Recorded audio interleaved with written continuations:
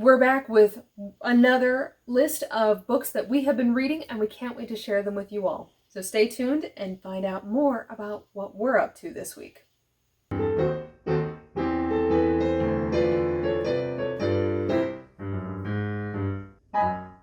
Hello everyone, and welcome back to Married with Comics. I'm your host Laura, and this is the ultimate co-host, my husband Scott. So today we are talking about the comic books that we're actually reading from our pull list. Before we even get started with any of the excitement, the amazing news, There's something even more exciting. We did announce last time that we met our 250 subscriber goal. So soon we will do a giveaway for Chew and Witches. Now, some of you have heard me, of course, brag about how amazing Witches is. I did a video on Chew, and honestly, I think Chew is one of the most underappreciated titles. So it's one of the reasons why I'm giving it away is because I wanted to give someone else a chance to give this title a try, because I think you're going to be just as addicted to it as I was. If any of you out there have watched the series iZombie, yes, came out years ago. It's on CW, I think. And yes. It's all on Hulu or Netflix, whatever now. Netflix. Rob Thomas series. Rose McIver, main actress. Very similar. Like, you could say one came before the other and they borrowed from each other. Chew was first, and then iZombie was definitely heavily inspired by it. If you liked iZombie, you'll love Chew. So the other very exciting thing is, because we have met and exceeded our 250 subscriber goal, we are already at 257. We are heading towards the 500 subscriber giveaway, which is the Ken Lashley cover. So at this point, listen, we will get more specifics after Comic-Con, which happens this weekend, about... I'm not excited. About when we're going to do the live giveaway. I'll have some more information soon, but who knows? Maybe we'll be giving away more giveaways during that time if we meet another goal. Who knows? Possible. So, keep subscribing, sharing, and we're going to keep growing. Oh, darn. So, our titles this week. I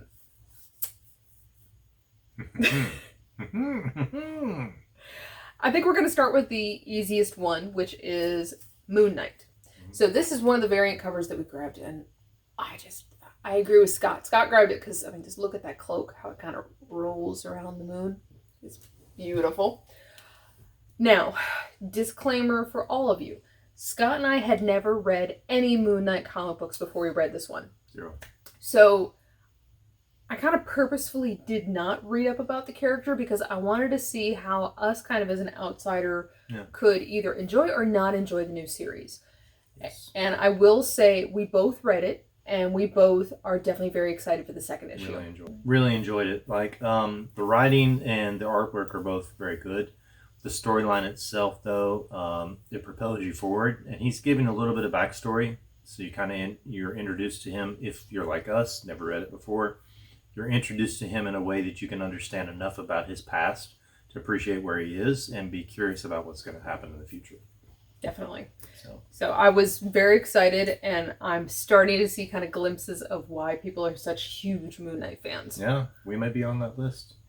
You never know. Yeah. The other big one is Scott talked last week about Nightwing. Yes, he did.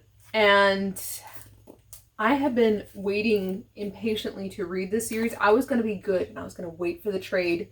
And then my husband... Silly Laura. Went to the comic book shop, and he grabbed Nightwing. So I decided to pick it up one night, and I'm like, well, let me just see. I was definitely going to finish it, and I made it through all except for the latest issue in one sitting. It was that good. It's an easy, quick read because you don't want to stop. The only disclaimer I will give for those of you that were like me and were waiting for the trade, I believe the trade is only 78 through 82, which is this issue that dropped last week. Yes.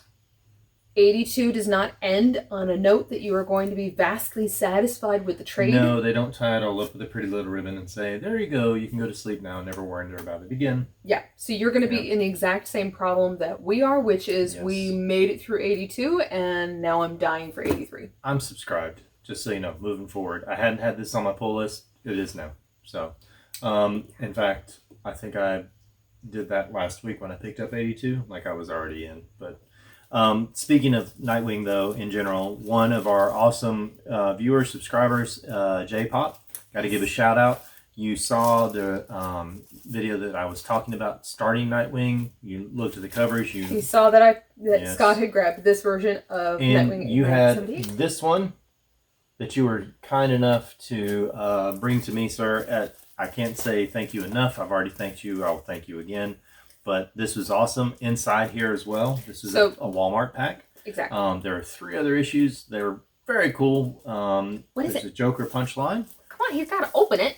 And just so you know, there's a Batgirl Joker with one of my favorite covers. Ooh, I love that cover. That's gorgeous. There's the Journey to Joker Awards. So this is Nightwing issue 72 with punchline.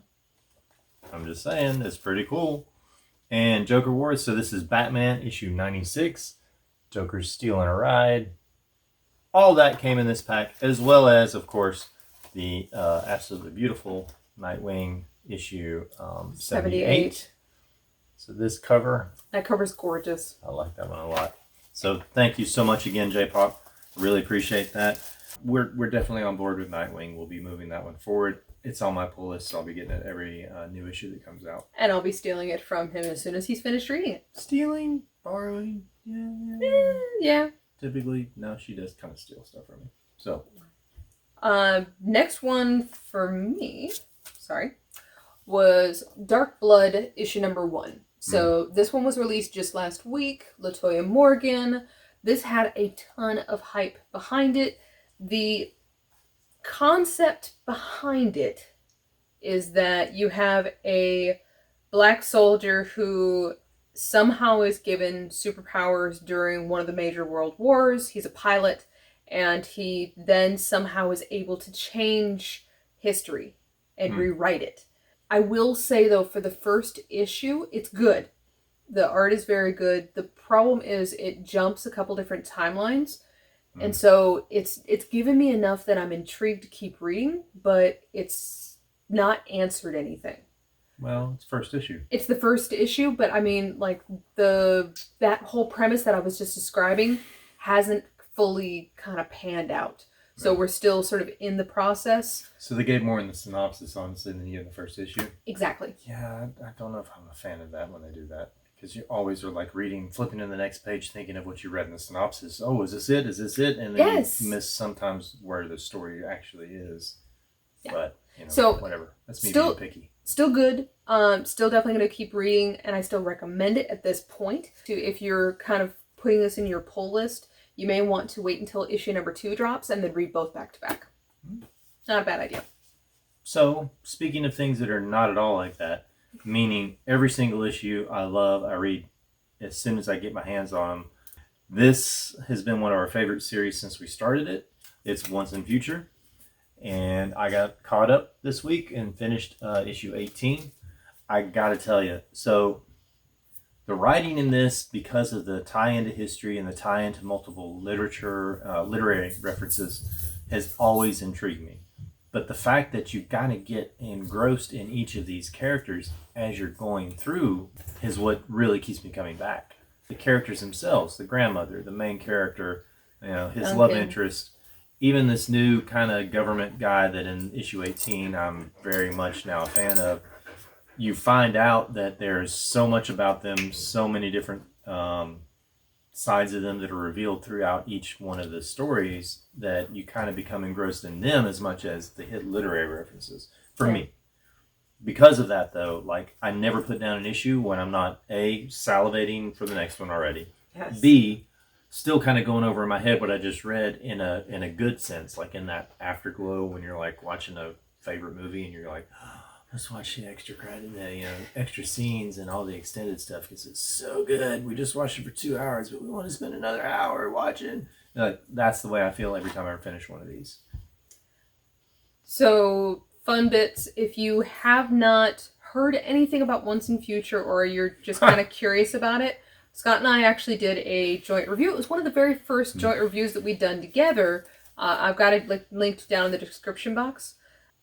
For Me, as I love the series. The only thing is a lot of times I'll kind of wait to build up the pile, and then I'll read like 4 back to back, because waiting forever to get to the next issue, especially when there's so many great cliffhangers, is enough to just kill you. But I will say, thanks to Ultimate Comics, about a couple weeks ago, I think it was when issue 18 dropped, there was this gorgeous variant cover that Scott found. He saw it on the shelf over at Ultimate Comics Raleigh, and we both sat there and said, okay, if this ever goes on sale, we're gonna grab it. And it went on sale, and we grabbed it, and it's beautiful. Yeah. Look at that. Oh, just, it's beautiful. It's okay. It's gonna stay right here. Artwork does not disappoint.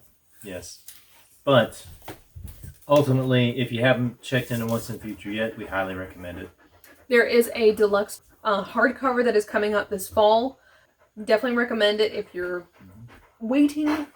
It will definitely be enjoyable. Faith approves. So next one on my reading list was Harley Quinn. So this is White Knight Harley Quinn. So this is the hardcover that just came out recently. I have been a big fan of the White Knight series. This is the 3rd volume in this series. One of the many things that I've talked to you all about is that I'm a big fan of Harley Quinn, except for me, I'm a little picky, big shock, about characters. I want the character development, and for Harley Quinn, like there's kind of a natural story arc to her.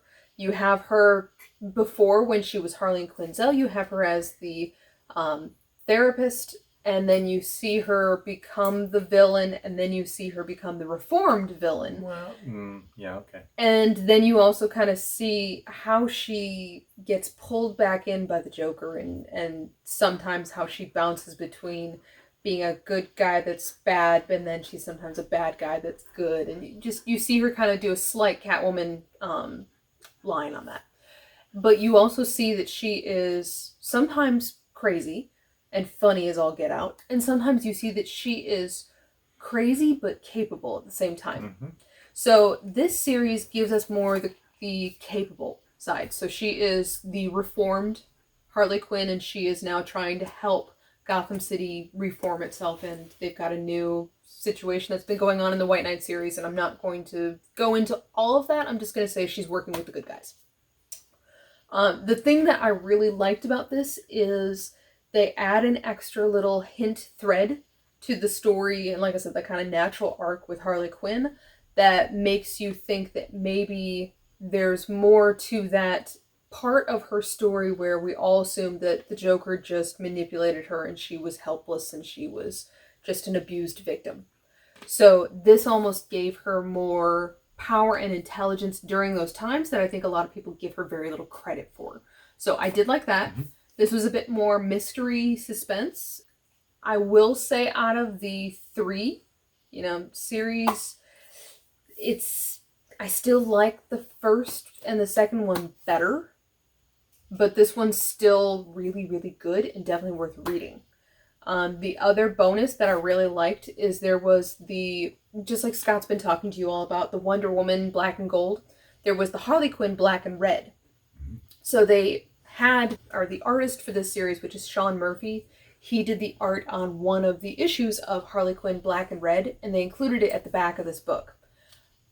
It actually was kind of an extra scene, in essence, a bonus scene added to the end of this, so it's sort of tied into the storyline. It was a really great addition, and now I'm intrigued enough to read the rest of that Harley Quinn Black and Red. I really liked it. I definitely recommend the hardcover. It was definitely worth it to me. For me, Harley Quinn's always been one of those that, I've loved her from the beginning. I don't care what role she's in. Pre-Joker, Joker girlfriend, post-Joker, back with Joker, not. Yeah. With Poison Ivy, with Catwoman, whatever, doesn't matter. I am always curious, though, as to how she balances the good and the bad. And it sounds like in this series, it's done well. Definitely. With that kind of answer to that question. Speaking of which, though, good and bad. So, if you're a Spider-Man fan, which I am, you know Carnage, you know that world, you know Venom. Yes. Okay? You may not know the story of why so many symbiotes came to be, unless, of course, you just recently finished the King in Black series, in which case you're ahead of me. Number one, I bought the trade but haven't read it yet. But you're also familiar with what's going on in Extreme Carnage. So, for Extreme Carnage, you really have to know nothing. I mean, it starts on its own. Right here. This is 1 of 8. The storyline is independent in the sense that they fill in the blanks that are necessary, but as you move forward, the story propels you into number 2, which is Extreme Carnage Scream. Then there's part 3, which is Extreme Carnage Phage. I started reading Extreme Carnage 1. It was actually Laura's pull. I picked it up because I was like, oh, that's really cool. I want to look at that. Started reading, got maybe 2 pages in, and was like, I don't want to stop reading this. I want to finish this as soon as you're done with it. So I actually read it first, and from there I went and picked up the other 2 issues because she wasn't sure if she was going to get the others, and I'm like, yeah, I am. The story's that good. I knew enough about Carnage, but even if you don't know anything, I think you can jump in with this series. It will explain enough that you will not miss too much going forward, and the stuff that they keep coming up with and the way that the writing's going, I mean, oh my, come on. It's like, what are those things called that people watch that are on every day in the middle of the day? Soap operas. Soap operas. So, live television, right? But they come on every day, Monday to Friday at the same time. So literally you're like, is it your baby, Todd? I don't know, Trisha. Is it? Dun, dun, dun. Find out tomorrow at the same time. But you have to wait like 24 hours, right? That's kind of the way that this writing, like it's just this constant surge and wave, and it's moving forward and forward and forward, and eventually you're like, well, wait a minute, something's got to happen. Somebody's got to answer some questions. Where's it going to end? Well, it's probably going to end in part 8 for now. Each one of the issues is written by a different author. Do you notice like certain ones are stronger, or that the storyline seamless as far as the storyline? If I go back and I reread them, I could probably pick out that they were different writers, but as far as like picking up issue 1 and reading it all the way through and going right into 2 and going right into 3, I never got the feeling of like, wait, this is different, this is weird, this is odd. The one thing I will say is that they are all, perhaps, and I don't know how the creative team went about doing it, but it seems like there's this central unifying goal or plot that they are sticking to, and then they maybe are going and writing their individual issue based on tying it back to that one thing. Maybe that's why. But there's definitely a central idea that's running through these 3 that I've read so far. And in fact, until you told me they were all 3 different authors, I did not know that. I hadn't even paid attention to the front of the book. I look at the pretty pictures, and then I open it and I read it, and I don't read all the bylines until later. Sorry. So I've been wanting to read it, except someone's been holding it hostage. Well, they're right here. You have them now. I'm done. I'm allowed to have them now. So the next one for me is actually a Kickstarter that I ended up backing called Good Boy. Exactly. Sorry. So it is literally dogs meet John Wick. So wait, so the dogs are like John Wick? Because there's bad things like that happen to John Wick's dog. No. So okay. All right. Yeah. So the dogs are John Wick. Yes. Okay. One particular dog. One dog. So I backed this a month or 2 ago? A month ago. It's been a while. But anyways, I backed it, and they are working on releasing the physical copies, are going to be sent in the mail soon. And as a preview, they released the digital copies. They've released issue number 1. They just released issue number 2 yesterday, and I started it, but I have not finished it. They have a backer kit set up. You don't get the benefit of all the stretch goals that happen during the live Kickstarter, but you can still get a physical copy of the comic book. So when I say a dog meets John Wick, the concept of the first comic book is the owner of this dog. He was like an assassin, and the dog kind of helped him, the human, but something happens to the human. And the human is set up, and he is murdered. And the dog is left to seek revenge for the murder of his owner. The owner. And he knows who did it. Ooh. So he basically has, kind of like a John Wick, he has a list. So he, in essence, stops being a good boy and is now off to go take care of those people who turned on his previous owner. The first issue was really, really fast moving. Huge action storyline. It's been very enjoyable so far. I don't know if there's going to be a bit more added in the second issue or if it's just going to be a fun roller coaster ride.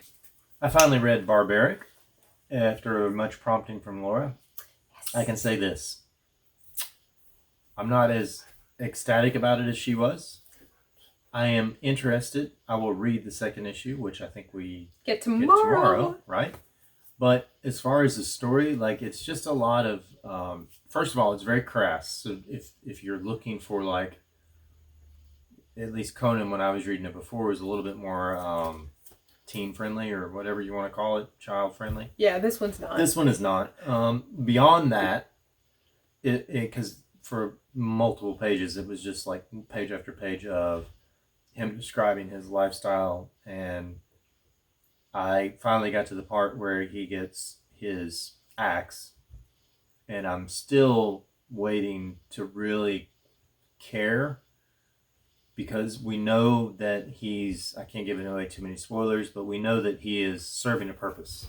But we also know that his purpose is just a small part of a much greater purpose. I don't really, at this point, they haven't pulled me in yet enough to care what that greater purpose is. Not that intrigued. But yeah, it's funny in parts. I do get why you were interested in, like, how he and the axe have banter back and forth. But I also, like, they could have done more of that and less of the, ultra descriptive, kind of crass first few pages of describing his life, and I would have been more on board. Like, I am still waiting for it to kind of get me or not. I'm going to give it one more issue. If it doesn't get me, then, that's okay. You'll tell me if it turns out well in the end. Yeah. But at this point, it's on my, like, maybe after I've read other stuff list, not high on my list of I have to read it. I think for me, I was mostly so surprised because I was expecting to meh about the title, and it ended up being a lot better than I thought it would be. I guess. Which reminds me, so last time Scott talked about the He-Man comic book. Or Masters of the Universe, sorry. Masters of the Universe Revelation. And now you have watched some. Watched the first 3 episodes of the Netflix series. There's been a lot of mixed reviews out there on it. So, I mean, like, some people are like, oh, it's terrible and it's not like my childhood. And some people are like, oh, it's all chicks. And I'm like, yeah, but they were in there too. But the point of the TV series compared to the comic is there's a power vacuum, is the best way I can put it. And what happens when that, you have the most powerful man in the universe in He-Man, and you have his foe, his foil, his greatest adversary in Skeletor. Well, what if they weren't around? That's what the TV series is. In that sense, it's intriguing to me. Who steps up and what's going on and what storylines we're following and what gender they are, I have no problem with. I think that they're doing a good job of at least writing it in a way that you want to learn more about what's going to happen next. It's not predictable. There are parts of it where I feel like if I had been more into the cartoons and had continued on with the books, I would probably be getting more out of. But at the same time, it's entertaining enough that I'm not like sitting there just clawing my eyes out wanting to go on to the next thing. It's better than the comic book, short version. I didn't care as much for the book as I'd have for the first few episodes of the series. I will finish the series, and unless it just takes a 180, I have a feeling that it'll be pretty good to the end, because they're kind of building to something that I'm thinking may happen. And even if it's not that, the writing so far has been pretty good, so I don't think that it'll be like a dramatic letdown. Really cool thing about the TV series, though, you'll recognize most of the voices. Like, yes, A-list, top notch, just like Mark Hamill, Lena Headey, Sarah Jessica Parker. No, Sarah Michelle Gellar. That would be the one. Yeah, the other Sarah. Sorry, Buffy. The Onion Knight from Game of Thrones, whose name I'm sorry, but I can't remember right now. But anyhow, it's a lot of really cool actors and actresses that are providing the voice. If you're familiar at all with the cartoons, though, from your childhood or the comic books, I definitely recommend the Netflix series because to me, not being as engrossed in those earlier versions, I like this enough that I might go back and read some of the old stuff. Well, there you go. There you go. So, other fun bits. We have so many fun bits. First thing, wanted to thank you all for commenting on so many of the latest videos. So you guys have been amazingly supportive with our kind of breakdown of the pull list videos versus what we're reading.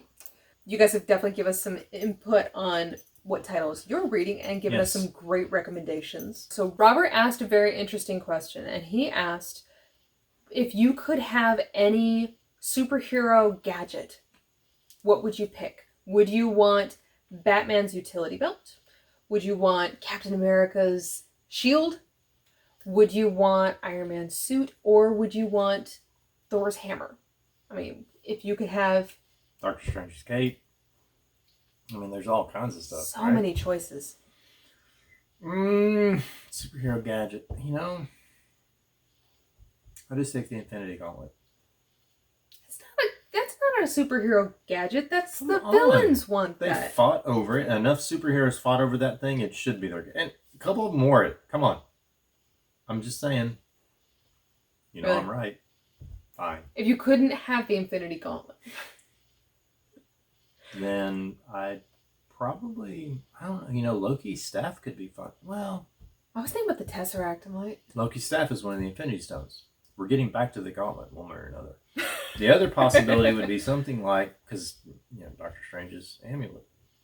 Another one of the Infinity Stones. I would pick Thor's hammer. Why? Because no matter where I threw it, it would always hit its target and it'd always come back. And you could fly. And yeah, but I think that would just be cool. Because I'd be fly. I'd be like, oh, you feel the need to tailgate. Hang on a minute. Call AAA. No? No. Not so much? Okay, fine. So I'm between Batman's utility belt, because literally every problem in the world can be solved by that utility belt, I swear. I know what I want. Because, I mean, the shark repellent is there. I know what I want. There's so many amazing things that's in that belt. What would you pick? I want the Black Panther suit. Ooh. It's made out of vibranium. Yeah. And it's got Wakanda technology. And I get me all. Black Panther suit. That's what I want. If I can only have one gadget, I would take the suit. It's bulletproof. I mean, come on. Yes. That's what I want. So what I want, leaning more towards, is Jarvis. Because, yes, Tony Stark was the inventor and the amazing person who created Jarvis. But with Jarvis, I could then make technology and I could make any number of different things. So whether I wanted my own Iron Man suit, if I wanted... You don't get that one robot that couldn't, like, pour coffee. Oh my gosh, that robot was turned into, like, a printer. Yes. I felt so bad for that robot. That little robot was so sad. But I also don't want that robot. So, yeah. So, yes. I get Tony. Out of all of the TV series that have been released, what would be your favorite Marvel? What would be your favorite DC base? And what would be your favorite independent? Because there are several independents out there as well that have come out. What are you watching? Like, if you've watched multiple ones and you have a favorite out of each one of those main, categories, what is it? Let us know. We'd love to hear it. Absolutely. As always, we look forward to hearing from you all again very soon. We'll see you next time. Have a great day.